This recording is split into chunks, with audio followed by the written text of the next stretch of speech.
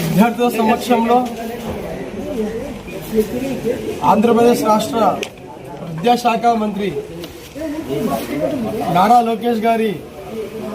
జన్మదినం పురస్కరించుకొని విద్యార్థుల సమక్షంలో ఈ జన్మదినాన్ని ఘనంగా చేసుకోవాలనే ఉద్దేశంతో ఈరోజు మీ ముందుకు రావడం జరిగింది.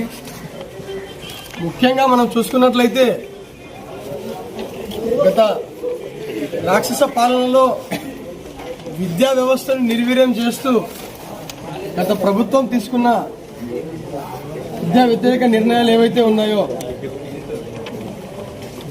ఆ విద్యా వ్యతిరేక నిర్ణయాలపై అనేక పోరాటాలు చేస్తూ ప్రతిపక్షంలో విద్యార్థుల పక్షాన నిలుస్తూ అనేక సమస్యలు మీరు చూసుకున్నట్లయితే మన బడుగు బలహీన వర్గాలకు సంబంధించిన విద్యార్థుల హాస్టల్కి సంబంధించిన మెస్ బిల్లులు కావచ్చు, అలానే హాస్టల్ బిల్డింగ్లు కావచ్చు, అలానే ఎయిడెడ్ విద్యా సంస్థలను నిర్వీర్యం చేసే విధంగా కూడా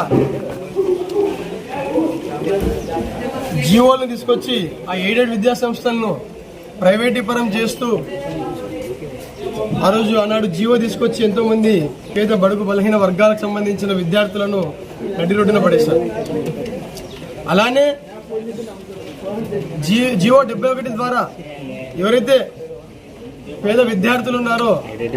పీజీ పోస్ట్ గ్రాడ్యుయేషన్ చేయాలనుకున్నారో ఉన్నత విద్య చదువుకోవాలని చెప్పేసి ఆ 71ని కూడా రద్దు చేసి వాళ్ళకు కూడా